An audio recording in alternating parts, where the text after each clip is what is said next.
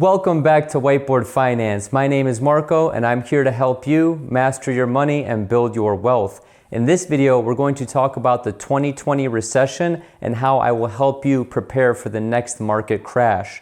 So if you've been following financial news, you can obviously see all the articles, headlines, and obvious signs that we're headed for a recession eventually.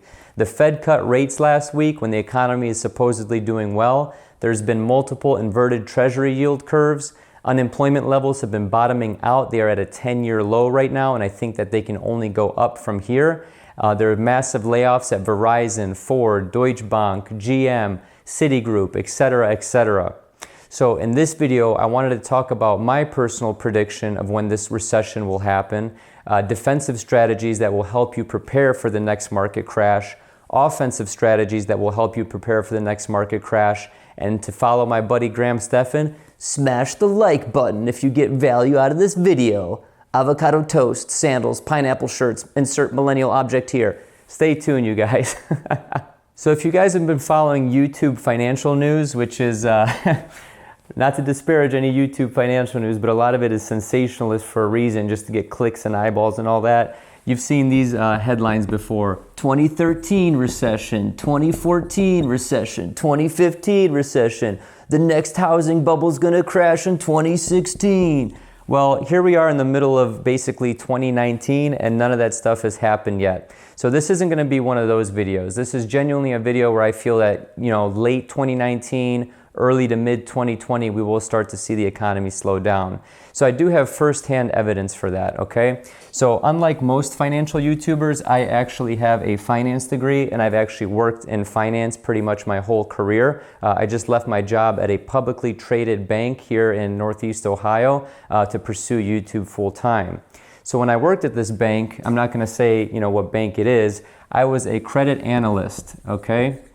So basically, well, I was a credit associate, which is a step above an analyst, but ultimately same thing. For layman's terms, I analyze companies' numbers, their financials, their balance sheets, all that stuff, and just to see if they were credit worthy, okay?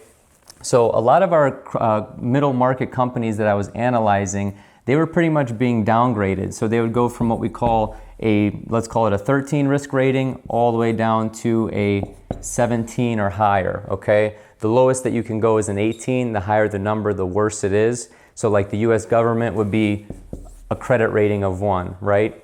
So I started to see firsthand that these middle market businesses that were businesses anywhere from like, $50 million to $250 million in revenue in, Northeast Ohio, they were starting to get downgraded like crazy. And you can see that their numbers were getting worse year over year. So this isn't just some like MSNBC headline. This is my actual firsthand experience. And I do know it's anecdotal, but this does play into a role later in this video. So also at the company I worked for and also with all the other finance companies that I've been reading about, layoffs started to happen, okay? This means that, banks and especially people working in the finance industry, they were starting to see the writing on the wall that the economy is going to slow down. Another good indicator is what I mentioned earlier in this video. If you look at like GM and Ford and all those other companies, they're basically cutting about 10 to 15% of their workforce overseas and also domestically. So with all that being said, the writing is kind of on the wall, and I just wanted to mention that. So my ultimate prediction is that this recession will start sometime in 2020, and it's not going to be a bubble, okay? So it's not going to be like, if you remember in 2007, we had the subprime mortgage crisis where basically people that were making 50 grand were getting qualified for houses that cost, $500,000-$600,000, right? These were cops and nurses living in mansions, okay?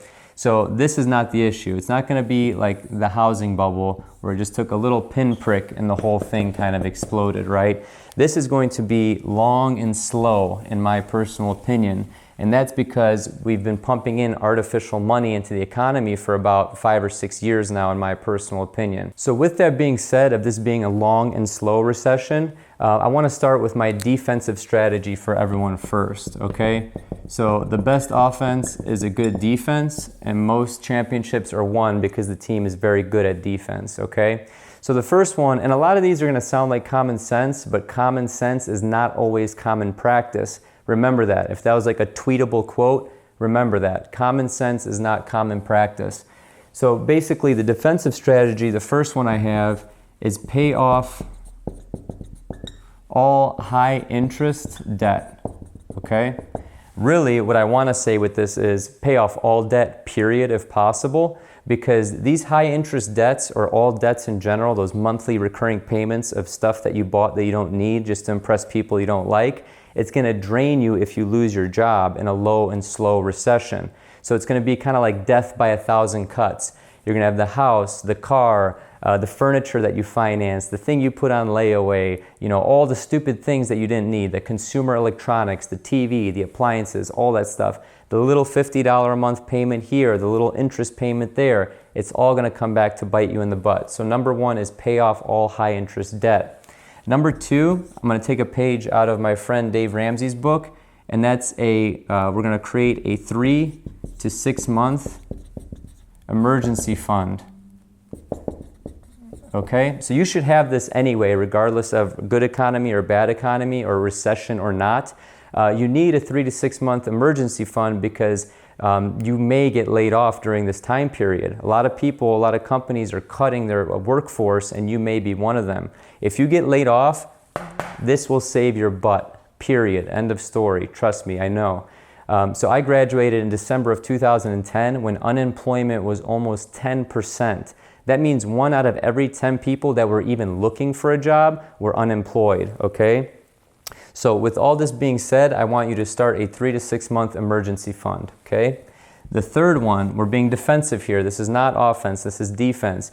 If you already have positions established in the market, do not panic sell, okay?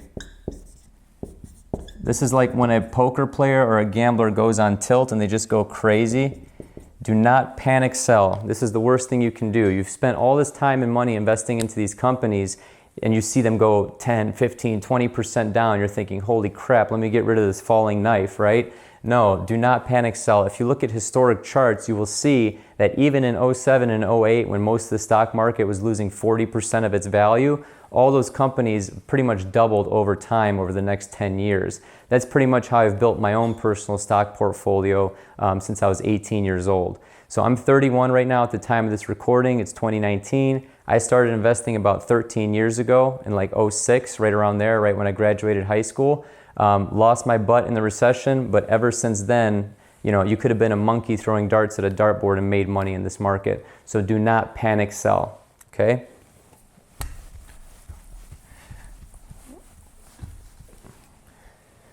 So now let's talk about the offensive strategies.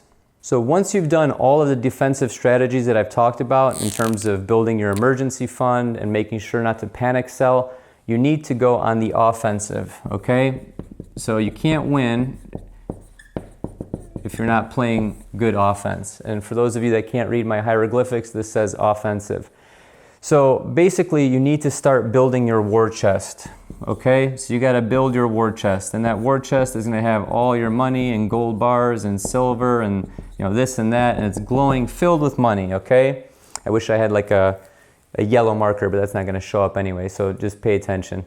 Once you start building your war chest, this is the money that you're gonna use to invest, and this is the money that's gonna grow for you.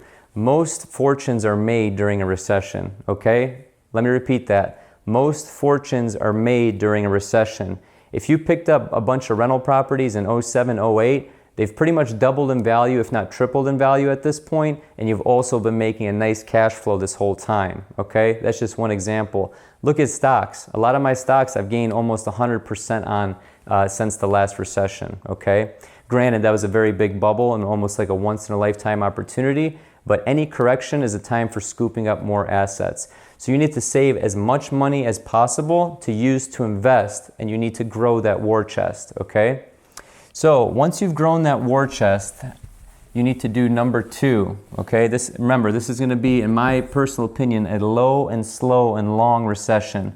So you need to systematically invest, okay? So you need to automate your savings and your investing, okay? So what we call in financial terms, this is dollar cost averaging down, okay? So if this is the market right now and the recession is making it do one of these where it's low and slow, You need to buy at regular intervals, whether it's once a month, once a week, once a quarter, whatever. Me, I'm probably going to invest in the same basket of stocks or ETF probably once a month, just so I make sure if I think that the recession is going to be low and slow, I'm picking it up here for 50 bucks a share, 46 a share, 40 a share, 37 a share. Do you see what I'm saying? So with all this being said, you're going to dollar cost average and end up somewhere in the middle of all these prices. And then when the market picks back up, you're going to be somewhere around here, your basis, but the price of the stock is going to be up there. Okay? Makes sense? And then finally, this one has nothing to do with investing, but is being on the offensive. So that's why I put it in the offensive category. Okay? What you need to start doing, and I know this sounds scary to some of you, and this is number 3, is update your resume. Okay? Update your resume and start networking your butt off. Go on LinkedIn, get LinkedIn Premium, start going to all the networking events in your area, because if you do lose your job, you're already one step ahead in either the hiring process at a new company, or you're already making connections that could save your butt during a layoff, okay? So now this only applies that if you think you're actually going to get laid off. If you own your own business, obviously you don't need to do this. But if you're a W-2 employee or an office worker or just someone that's looking for a new job, you absolutely need to update your resume and put yourself out there. Be a mover and a shaker. Shake some hands, kiss some babies, slap people on the shoulder, whatever. Go get a drink with them. Networking is all about who you know, not what you know. And when it comes to getting a job, this has gotten me multiple jobs in the past.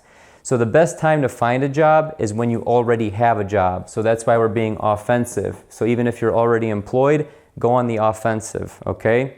And if you want to know how to negotiate a salary or create a brag book, watch my previous video on negotiating a salary. Brag book is very important. So ultimately, in summary, you guys, these are very simple, but again, common sense is not common practice. You need to be defensive, so make sure you have that little nest egg. You need to get rid of all your debt. You need to basically make sure that all your ducks are in a row financially, and then you can go on the offensive and take advantage and prosper from the upcoming recession. So whether the recession is going to happen in 2020 or not, or if it's going to happen in 2021, there definitely is going to be a global economic slowdown, and I think the United States has been printing a lot of funny money over the last 5-6 years. That's just my personal opinion. If you got value out of this video, please give it a like, please share it on social media or with a friend, and as always, have a prosperous day.